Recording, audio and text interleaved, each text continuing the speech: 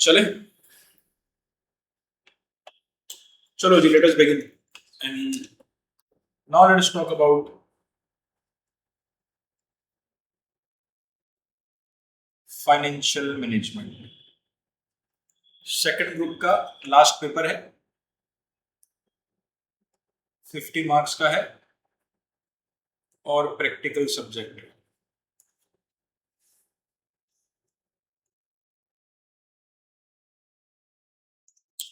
Fifty marks का जो है वो स्ट्रेटेजिक मैनेजमेंट है। अगर मैं इसके भी पेपर पैटर्न की बात करूं,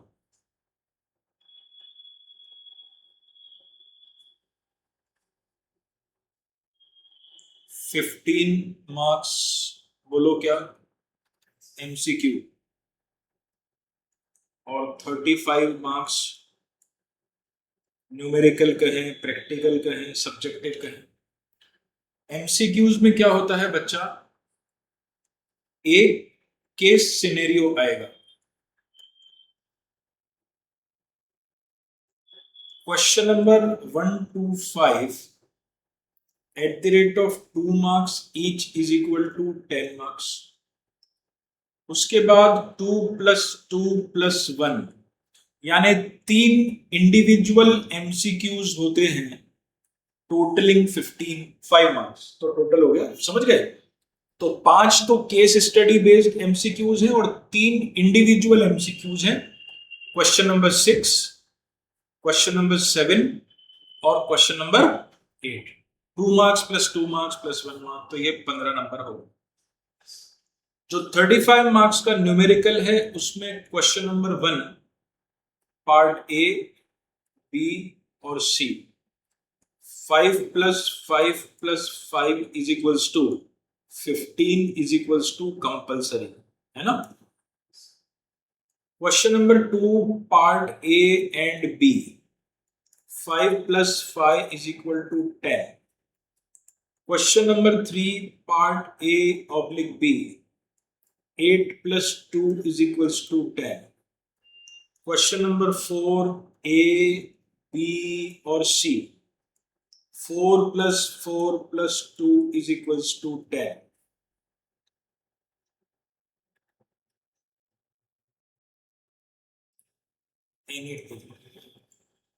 तो क्वेश्चन नंबर 2, 3 और 4 में हमें कोई 2 क्वेश्चंस करने होते हैं। और ध्यान रहे, इसका जो क्वेश्चन नंबर 4 है वो थ्योरेटिकल क्वेश्चन होता है। 1, 2, 3 are practical and number 4 is theoretical. 99% probability कि हम क्वेश्चन नंबर 4 को अटेम्प्ट नहीं करेंगे। Will be dealing with all the numerical questions, क्योंकि प्रैक्टिकल सब्जेक्ट है। तो आप तो 99% मान के चलिए हमें क्वेश्चन नंबर 1, 2 और 3 करना है, 4 करना ही नहीं। पढ़ेंगे हम थ्योरी लेकिन करेंगे ये। व्हाट द पिक्चर, नोट करो फटाफट। कर लिया तो आगे चले।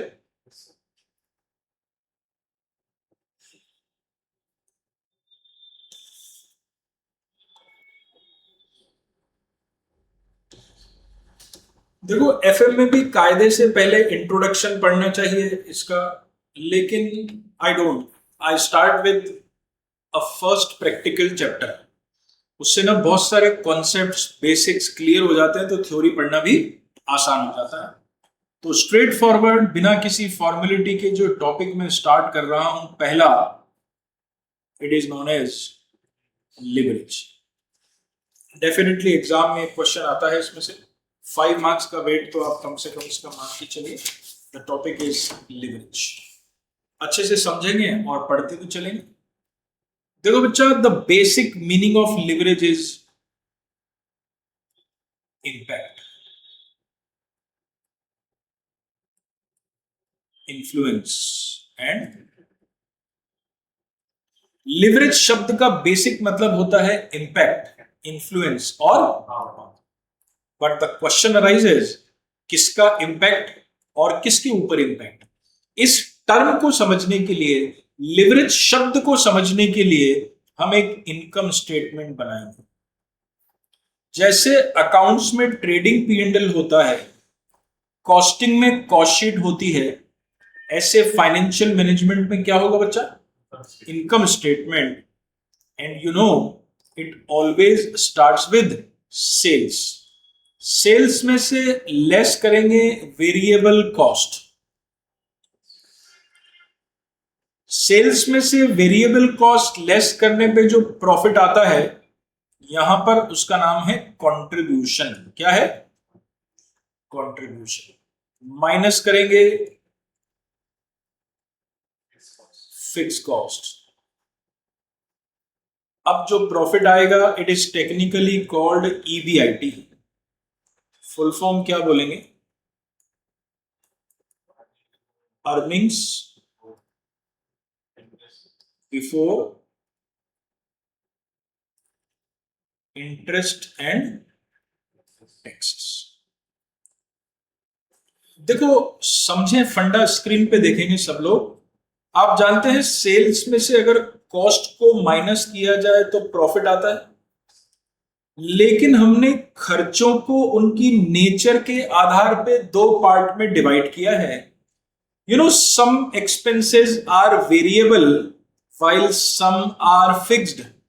वेरिएबल किन्हें कहते हैं? Which vary in proportion of activity level. जैसे रॉ मटेरियल, ज्यादा प्रोडक्शन करोगे तो ज्यादा लगेगा, कम करोगे तो कम लगेगा, नहीं करोगे तो नहीं लगेगा, डबल करोगे तो डबल लगेगा, वो वेरिएबल कॉस्ट है। और आप बिल्डिंग का रेंट दे रहे हो 1 लाख रुपए महीना, तो it is a fix cost which remains constant irrespective of your activity level. तो धंधे में कुछ खर्चे वेरिएबल होते हैं और कुछ खर्चे फिक्स होते हैं। तो हमने क्या किया, पहले सेल्स में से कौन से वाले खर्चे लेस किए, और अब जो प्रॉफिट आया उसको नाम दे दिया कंट्रीब्यूशन। हमें सिर्फ अभी इतना चाहिए कि कोई हमसे पूछे कंट्रीब्यूशन क्या होता है, तो हम कहेंगे sales minus variable cost is contribution.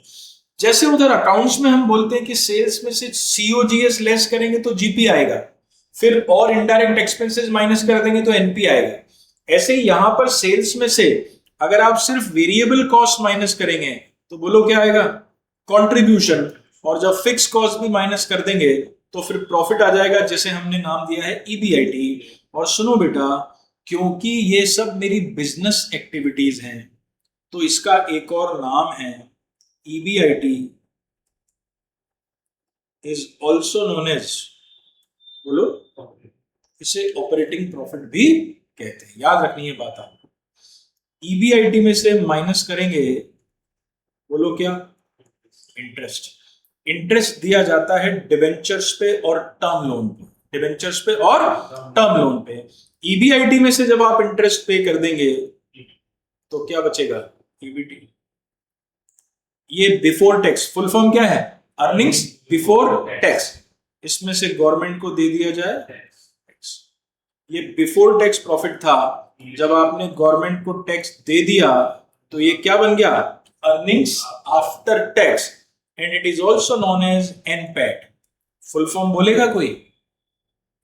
Net profit after tax. Fine, this is net profit after tax. यहां तक आते आते आप सारे खर्चे पे कर चुके हैं। अब हमें डिविडेंड देना है। पहले किसको देंगे? प्रेफरेंस शेयर्स को। यू नो डिविडेंड पहले प्रेफरेंस शेयर्स को दिया जाता है। तो माइनस किया मैंने डीपी। बोलो D stands for dividend and P stands for preference shares. तो डीपी का मतलब हुआ dividend on preference share. EAT में से माइनस कर दीजिए, तो अब जो बचेगा वो कहलाएगा ईएएस। फुल फॉर्म क्या है?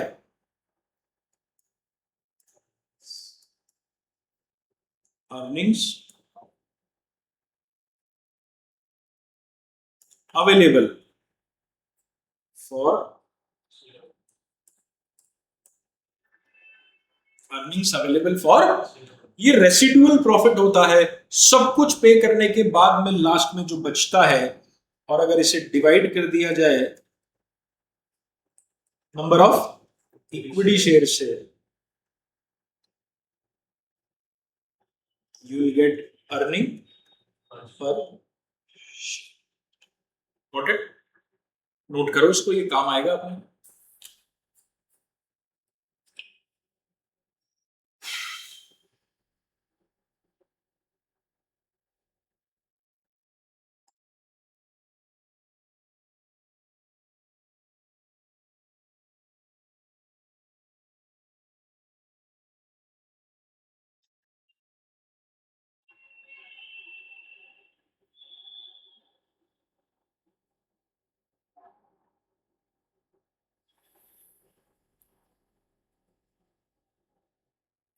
तो sales minus variable cost is contribution, contribution minus fix cost is EBIT, EBIT minus interest is EBT, minus tax is EAT, minus dividend on preference shares is earnings available for shareholders, and divided by number of equity shares, you will get earning per share.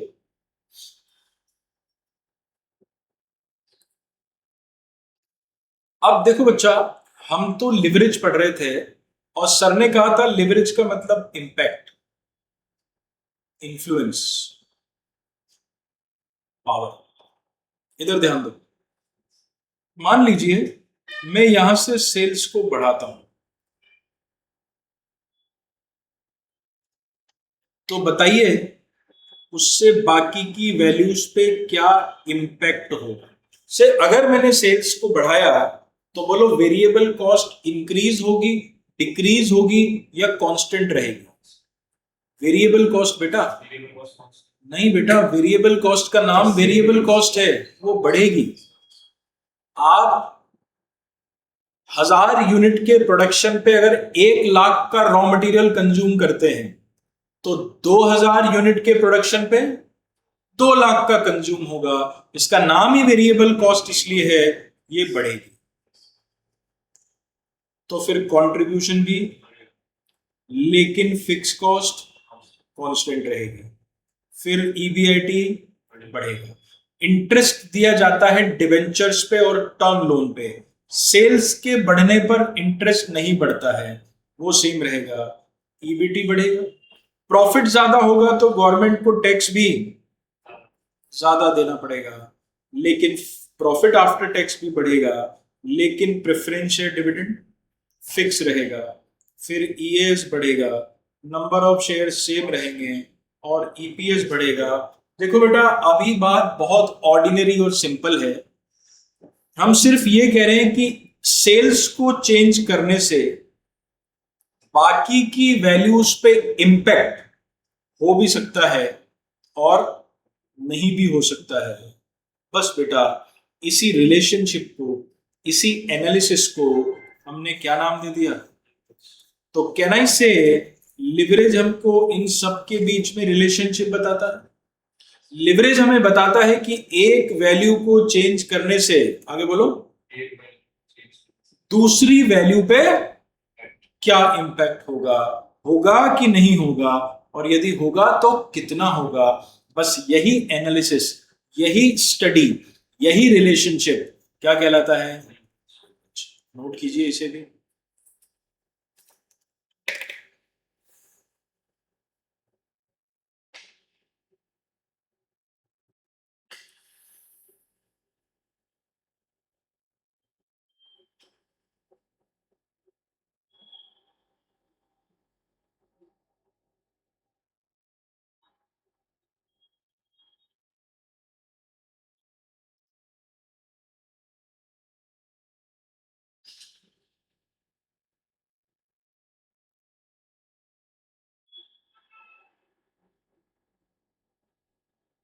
Noted. अब इसके नीचे point wise लिखेंगे हम theory. First point लिखिए, leverage shows relationship, leverage shows relationship between items in income statement, between items in income statement. Second point, it shows impact of change in one value over another value. It shows impact of change in one value over another value. समझ गए? तीसरा point,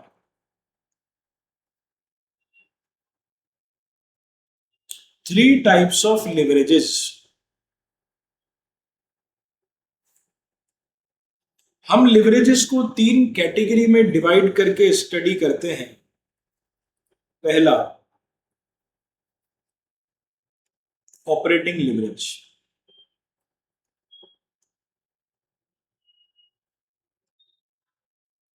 दूसरा financial leverage,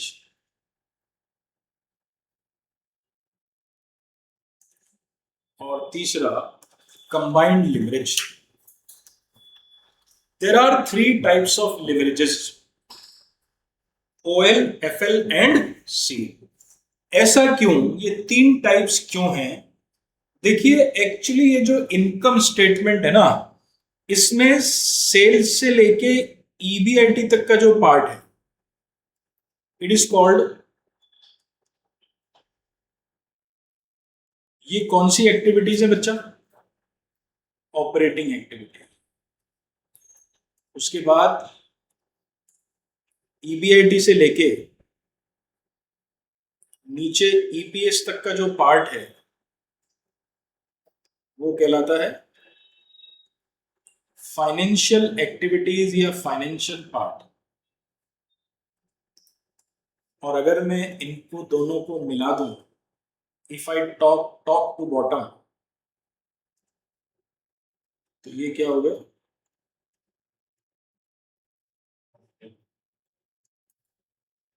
combined हो गया, इसीलिए तो उसको combined बोला, जॉइंट हो गया।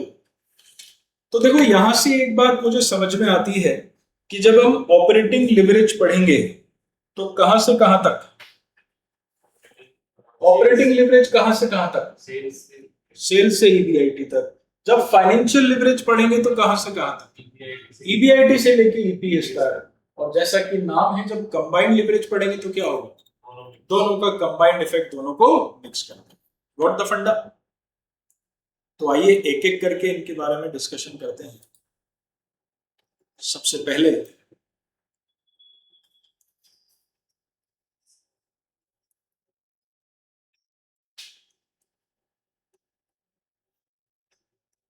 Operating leverage.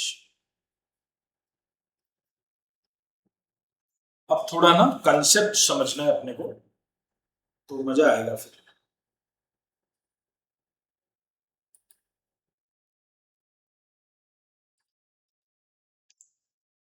तो देखिए फंडा समझने के लिए हम एक इनकम स्टेटमेंट बनाएंगे। किसी कंपनी का मुझे एग्जिस्टिंग डेटा दिया है, sales minus variable cost is contribution minus fix cost is equals to EBIT।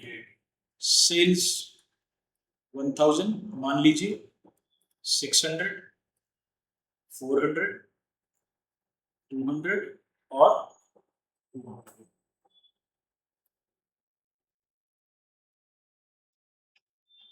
ठीक है। अब जैसा हम बोल रहे थे कि इंपैक्ट, इन्फ्लुएंस, चेंज, रिलेशन, तो एनालिसिस करने के लिए ना हम करेंगे चेंजेस। तो चीजें हो जाएगी change. Let us increase our sales by 50%। तो बताइए सेल्स बढ़कर कितनी हो जाएगी?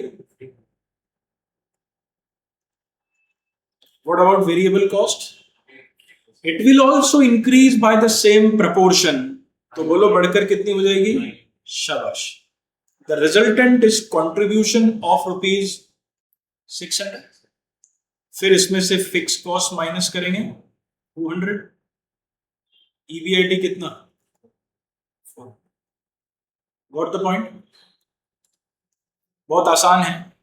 अब सिंपल सी बात है बच्चों, बताओ हमने सेल्स को कितना % बढ़ाया? फिर से बताइए, हमने सेल्स को कितना % बढ़ाया? By what percentage are EBIT increased? हाँ शाबाश, ऑनलाइन भी देखिए, सेल्स को हमने 50% बढ़ाया तो हमारा प्रॉफिट 200 से बढ़ के 400 हो गया। कितना % इंक्रीज हुआ? बॉस यही तो खेल है, यही तो इंपैक्ट है।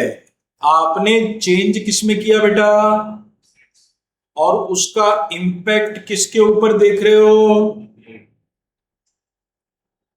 बस सेल्स और EBIT के इसी रिलेशनशिप को इस बार हमने क्या नाम दे दिया? ऑपरेटिंग। तो मुझे सिंपल सा क्वेश्चन बता दो, ऑपरेटिंग लिवरेज हमें किस किस के बीच में रिलेशनशिप बताता है? सेल्स और ईबीआईटी, कि भैया जी सेल्स में चेंज करने से ईबीआईटी में कितना चेंज होता है। अच्छा एक बात देखो, यहाँ पे ईबीआईटी कितना चेंज हुआ, कैसे निकाला आपने? डबल हो गया। जिनको फॉर्मूला चाहिए, हालांकि बड़ा ऑब्वियस है, फिर भी इसको बोलते हैं ई जीरो, जो बेस वैल्यू होती है ना उसको जीरो बोलते हैं, तो इसलिए परसेंटेज चेंज। और ये फंडा कहीं भी लगा सकते हैं आप, जब भी आपको परसेंटेज चेंज निकालना हो, E1 minus E zero divided by E zero into, या फिर एक डायरेक्ट फंडा भी लगा दो तो भी आपका काम बहुत आसानी से हो जाएगा। बोलो डिफरेंस अपॉन बेस, क्या कहेंगे? दोनों का डिफरेंस कितना है? 200, और बेस क्या था? 200, तो 2/2 इट इज 100%। आ गई बात समझ में? चलो अब हम इसको डिफाइन करना, लिखना शुरू करते हैं, क्योंकि हम साथ साथ थ्योरी भी तैयार करते चलेंगे। तो पहला पॉइंट लिखो, operating leverage shows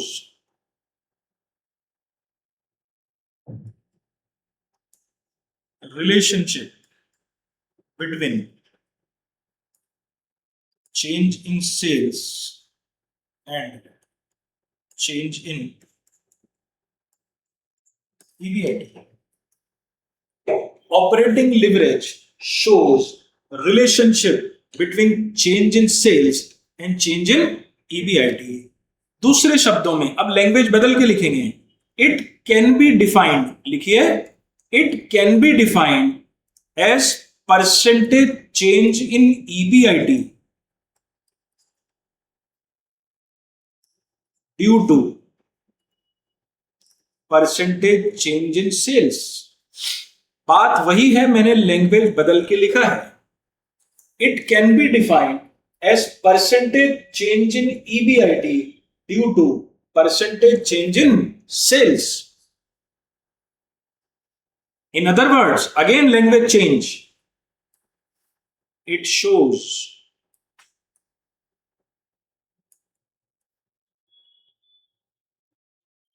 disproportionate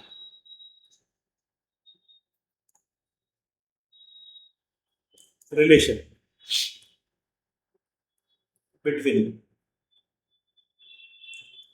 change in sales and change in EBIT. It shows disproportionate relationship between change in sales and change in EBIT. पहला पॉइंट आपको समझ में आ गया, इट शोज परसेंटेज चेंज इन, क्या था?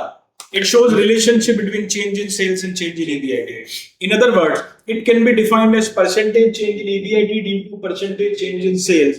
Again, in other words, it shows disproportionate relationship between change in sales and change in EBIT.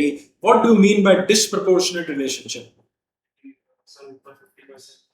Not in the same proportion. इसका सीधा मतलब हुआ बेटा, आप जितना चेंज सेल्स में करेंगे EBIT में हमेशा उससे ज्यादा चेंज आएगा, ज्यादा आएगा बेटा। इधर ध्यान दो, अगर आप सेल्स में इतना चेंज करेंगे तो EBIT में इतना चेंज आएगा नहीं। It is called magnifying effect. Magnifying effect, आप सेल्स में X% का चेंज करेंगे तो EBIT में मोर देन X% का चेंज आएगा, इसलिए इसे कहा गया है disproportionate relationship. Got the point? अब सवाल आता है, ये डिस्प्रपोर्शनेट क्यों? Why increase in EBIT is more than increase in sales? Why increase in EBIT is more than increase in sales? शाबाश। इट अराइजेज ड्यू टू, बोलो ये किसकी वजह से है? फिक्स कॉस्ट की वजह से है। सारा खेल किसका है? फिक्स कॉस्ट का है।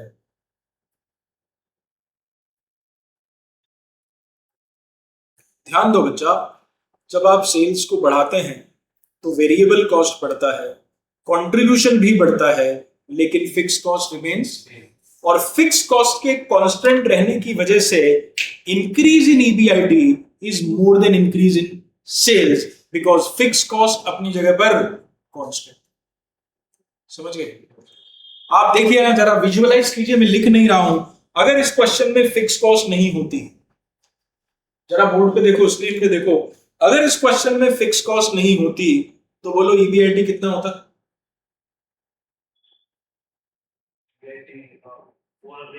400 और 600 ही होता। बताइए कितना परसेंट चेंज होता?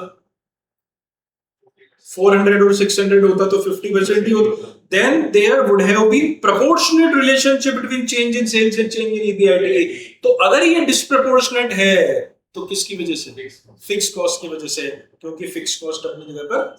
और सुनो बच्चा, ये बहुत लॉजिकल फंडा है, बहुत कॉमन सेंस वाली बात है।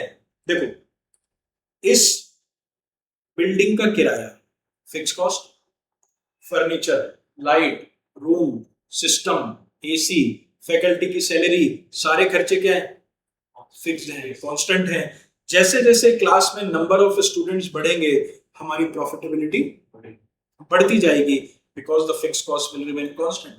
एक मिनी बस को यहां से प्रताप नगर जाना है, उसका डीजल, ड्राइवर की सैलरी, कंडक्टर की सैलरी, डेप्रिसिएशन, सब क्या है? कांस्टेंट है। जैसे जैसे नंबर ऑफ पैसेंजर्स बढ़ेंगे, उनकी प्रॉफिटेबिलिटी बढ़ती है। सीधी सी बात।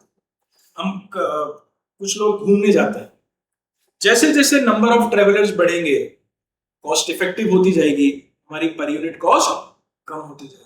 होता है ना, अगर अपन 2 जने खाना खाने जाएंगे तो बिल ज्यादा आएगा, 4 जने जाएंगे तो पर हेड कॉस्ट कम होगा। तो सारा खेल किसका है? फिक्स कॉस्ट का है। ये बात मैं आपको इस तरह से भी समझाना चाहूंगा कि हमारे बिजनेस में क्या है? फिक्स कॉस्ट है, और वो क्या रहती है? कांस्टेंट रहती है।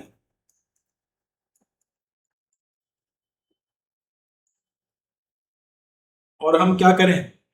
अपनी एक्टिविटी लेवल बढ़ाएं, प्रोडक्शन बढ़ाएं, सेल्स बढ़ाएं, क्लास में बच्चे बढ़ाएं,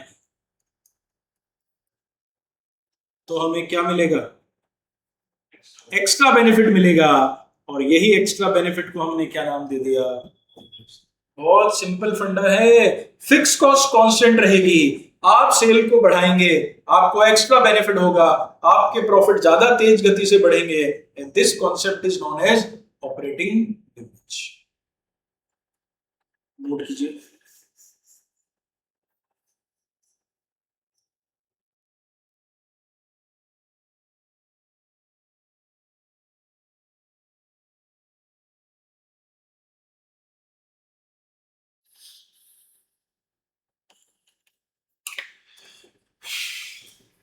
है ना? देखो, इसको एक लैंग्वेज में ऐसा भी कहा जाता है, it is the ability of entities management to use the fix cost. Fix cost कितनी है इस एग्जांपल में? वो है, कल भी थी, आज भी है, और अभी आपकी एबिलिटी है इस फिक्स कॉस्ट का इस्तेमाल करके अगर आप अपनी सेल्स को, तो यू विल गेट बेनिफिट। जैसे मैं इस कोचिंग की बात करूं, हमारे सारे खर्चे ऑलमोस्ट सब क्या है? फिक्स कॉस्ट है। जैसे बिल्डिंग का रेंट है, क्या है? एक बार इनकर कर लिया हमने, हर महीने उतना ही रेंट लगना है। Now it is our ability. अगर किसी भी तरीके से हम नंबर ऑफ स्टूडेंट्स को बढ़ा पाए तो our profitability will, so it is our ability how we utilise our fix cost to increase our revenue, ताकि हमारे प्रॉफिट भी एम्पलीफाई। ठीक है, समझ गए? अब देखो, हमारी साथ साथ में थ्योरी भी तैयार हो रही है। अगर आप ध्यान से देखेंगे तो पहला पॉइंट डेफिनेशन का है, दूसरा पॉइंट भी डेफिनेशन का है, तीसरा पॉइंट भी डेफिनेशन का है।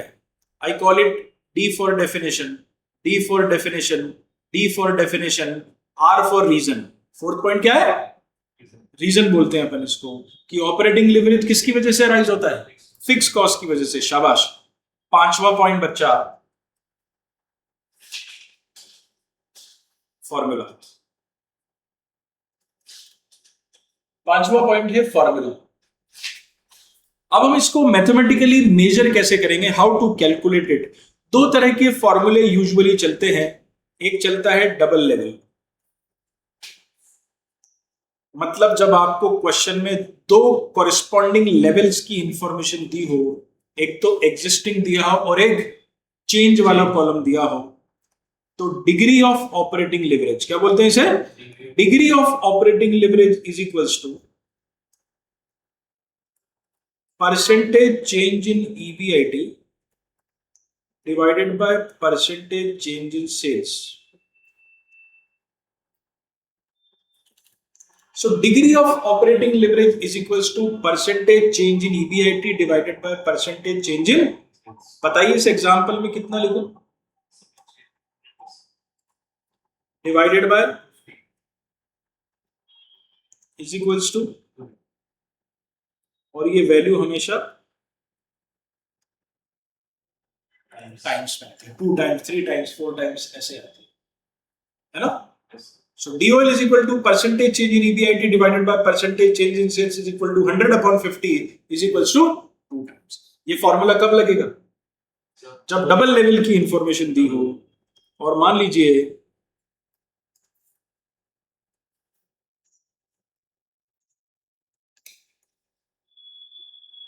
सिंगल लेवल दिया।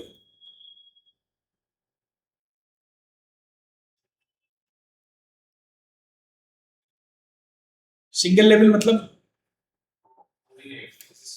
ये नहीं दिया हो, सिर्फ एग्जिस्टिंग दिया हो, तो फॉर्मूला क्या है बच्चा? C upon C minus F, C upon C minus F, C for contribution. बताइए क्वेश्चन में देख के कितना? डिवाइडेड बाय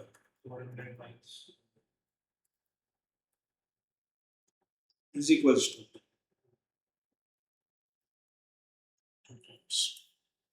आंसर सेम आएगा चाहे हम डबल लेवल का फॉर्मूला लगाएं या सिंगल लेवल का। नोट कीजिए।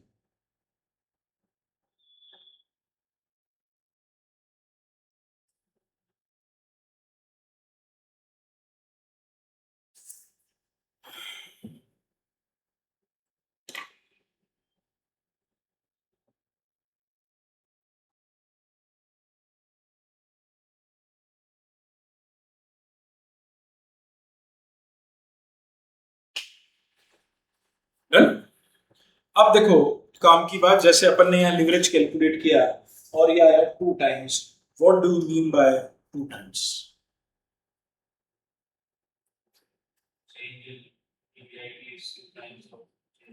2 टाइम्स का मतलब 2 गुना, और इसका सीधा मतलब है जितना चेंज सेल्स में करेंगे ईबीआईटी में उसका डबल। 2 टाइम्स ये हमेशा ध्यान रखना है आपको। और एक बात और ध्यान रखनी है बेटा, ये जो 2 टाइम्स है, ये जो रिलेशनशिप है रुपीज में नहीं है, परसेंटेज में है। अपन ऐसा नहीं बोल सकते कि सेल को 400 रुपए बढ़ाओगे तो प्रॉफिट 800 रुपए बढ़ जाएगा। This relationship is always in terms of percentage change. जितना परसेंट चेंज सेल्स में करेंगे उसका 2 गुना चेंज ईबीआईटी में होगा। इस एग्जांपल तो 2 टाइम्स। तो फॉर एग्जांपल मैं यहां से अगर सेल्स को 10% बढ़ाऊं तो प्रॉफिट 20 बढ़ेगा। 20 बढ़ाऊं तो 40 बढ़ाऊं तो 60 बढ़ाऊं तो 70 बढ़ाऊं तो, और अगर मेरी सेल 35% कम हो जाए तो 70% कम हो जाए। भैया जी 2 गुना का मतलब 2 गुना, चाहे पॉजिटिव डायरेक्शन या नेगेटिव डायरेक्शन, क्योंकि लॉजिकली फिक्स कॉस्ट तो अपनी जगह पर कांस्टेंट है। फिक्स कॉस्ट तो कांस्टेंट है। सेल बढ़ाओगे तो फायदा होगा, सेल कम करोगे तो नुकसान भी उतना ही होगा। इसका मतलब लिवरेज दोनों दिशाओं में काम करता है। It works in both direction. ये डबल एज्ड स्वॉर्ड है। सेल्स के बढ़ने पर प्रॉफिट तेजी से बढ़ेगा और सेल्स के कम होने पर प्रॉफिट उतनी ही तेजी से कम भी होगा, क्योंकि फिक्स कॉस्ट तो उसकी जगह पर कांस्टेंट। आज कोविड के टाइम पे बड़े बड़े बिजनेस बंद क्यों हो गए? Because of fix cost. या उन्होंने अपने बिल्डिंगें खाली करके वर्क फ्रॉम होम पे शिफ्ट क्यों हुए? फिक्स कॉस्ट से बचने के लिए। वरना तो अगर आपकी सेल डाउन होती तो आपको लॉसेस भी उतनी तेजी से होते। तो लिवरेज जो है ना वो डबल एज्ड स्वॉर्ड होती है। तो क्या लिखेंगे हम यहाँ पे? It works in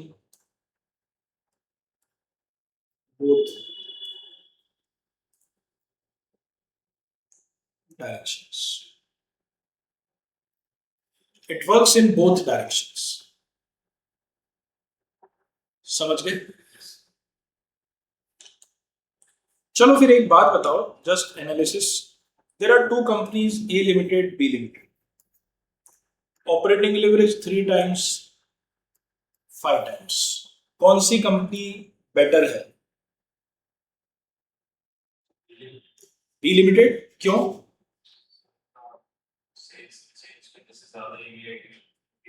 five times increase हो रहा है, और अगर सेल कम हो गई तो फिर बेटर कहां है? See, business is full of uncertainties. You cannot say कि अगले साल आपकी सेल बढ़ेगी ही बढ़ेगी, कम भी तो हो सकती है. तो फिर आप तो सिर्फ एक ही डायरेक्शन देख रहे हैं. मैं अपना क्वेश्चन बदल दूं, मैं आपसे पूछूं इन दोनों कंपनीज में कौन सी कंपनी रिस्की है, कौन सी कंपनी सेफ है? ए लिमिटेड है. क्योंकि प्रॉफिट का पोटेंशियल ज्यादा है तो रिस्क के चांसेस भी तो ज्यादा है, लॉस के चांसेस भी तो ज्यादा है. इसलिए हम ऐसा बोलते हैं कि क्योंकि बिजनेस में अनसर्टेनिटीज होती हैं, क्योंकि फ्यूचर किसी ने नहीं देखा, हो सकता है अगले साल वर्ल्ड वॉर हो जाए और धंधे पानी डाउन हो जाए, लोगों के महंगाई मंदी इतनी आ जाए, तो फिर 5 गुना को आप बेनिफिट कैसे बोल रहे हैं बी लिमिटेड, है ना? क्योंकि फ्यूचर अनसर्टेन है, हम सिंपली बोलते हैं कि भैया लिवरेज जितना ज्यादा होगा आपकी बिजनेस रिस्क भी उतनी ज्यादा होगी. इसलिए हम कहते हैं दस operating leverage shows the level of business risk, है ना? इसलिए ये हमें क्या बताती है? बिजनेस रिस्क का लेवल बताती है. Higher the DOL is equal to higher the business risk. Therefore, lower the safer.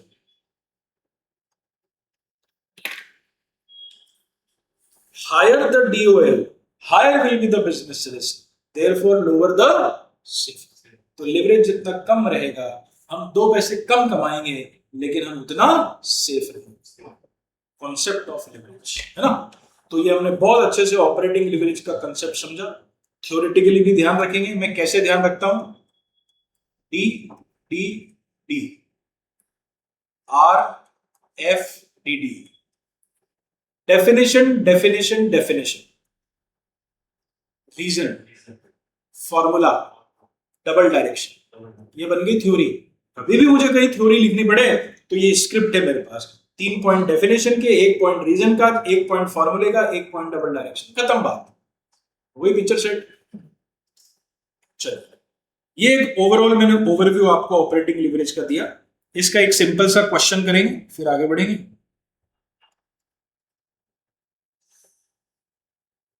लिख लीजिए मेरे साथ.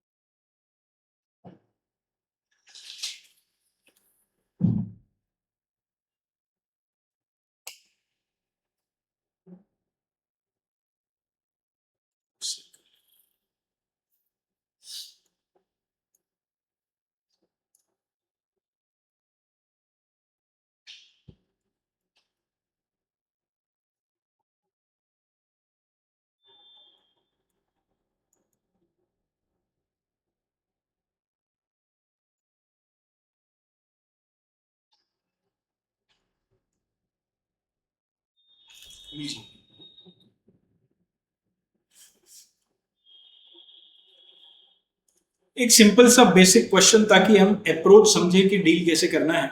सेल्स है, वेरिएबल कॉस्ट है, फिक्स कॉस्ट है. कहता है calculate operating leverage. Second part EBIT निकालिए अगर सेल बढ़कर कितनी हो जाए, 60,000. देखो अच्छा, इसकी जो बेसिक अप्रोच है वो हम सबसे पहले हेडिंग देंगे, calculation of degree of operating leverage. Presentation का भी ध्यान रखें, उसे अपनी आदत में ले आए तो अलग से एफर्ट्स नहीं करने पड़ेंगे। इनकम स्टेटमेंट बनाएंगे, पर्टिकुलर्स और अमाउंट इन रुपीज। वही sales minus variable cost is contribution minus fix cost is equals to EBIT.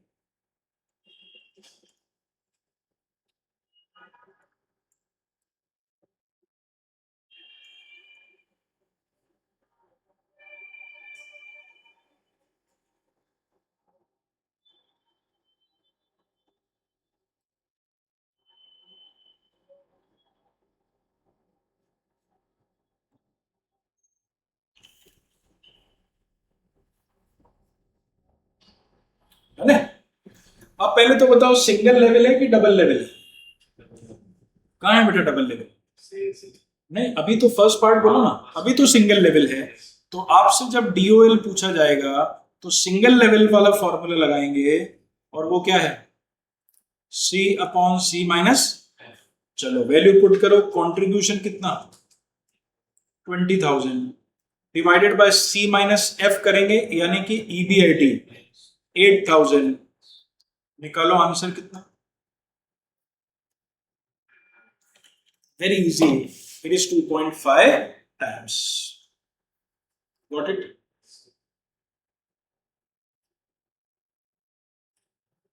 Second part इधर देखो तो बाद में नोट करना। अब पूछ रहा है कि अगर सेल्स बढ़कर 60,000 रुपए हो जाए तो बताइए ईबीआईटी क्या हो। इसे करने के एक से ज्यादा तरीके हो सकते हैं। पहला तो एक मैकेनिकल वे कि हम एक और कॉलम बना लें, सेल्स को बढ़ा के और सबको लेके और ईबीआईटी कैलकुलेट कर लें। लेकिन एग्जाम में ऐसा नहीं करना है, हम लिवरेज पढ़ रहे हैं, हमें लिवरेज का इस्तेमाल करना आना चाहिए। आइए देखिए, प्रेजेंटेशन के साथ समझाता भी हूं, और बकायदा एग्जाम में भी ऐसा ही प्रेजेंटेशन देंगे। एग्जिस्टिंग सेल्स बोलो,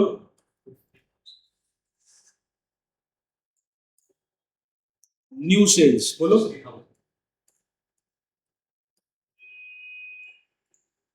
परसेंटेज इंक्रीज इन सेल्स। निकालो, अभी सिखाया था मैंने। 10,000 अपॉन 50,000 कितना परसेंट हुआ? वही डिफरेंस अपॉन बेस 20%, है ना बच्चा? सेल्स में कितना चेंज हुआ? 20%। अब यहां बिल्कुल एग्जाम का ही प्रेजेंटेशन दे रहा हूं मैं।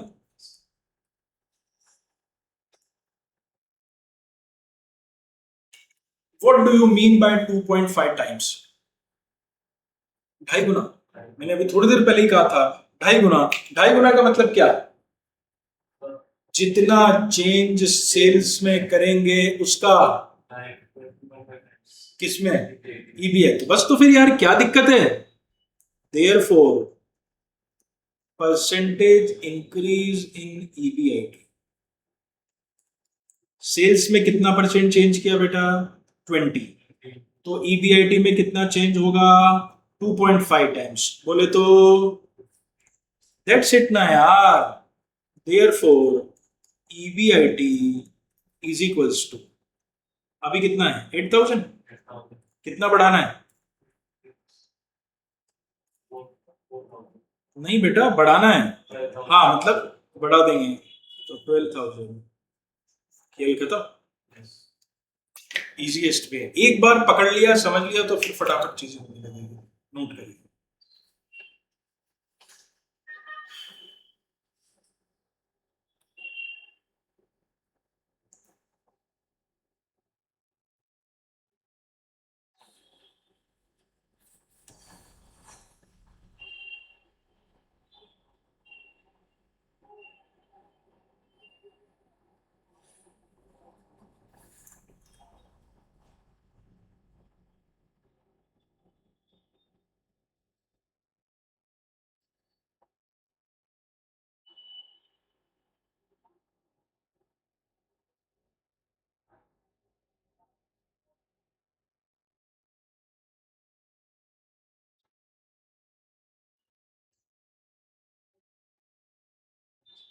डन। आज इतना ही, कल आगे बढ़ेंगे। आपको सिर्फ इस रजिस्टर को पढ़ के आना है, एक एक लाइन जो मैंने लिखा है उसको पढ़िए, समझिए, कोई डाउट आता है तो पूछिए, फिर कल आगे।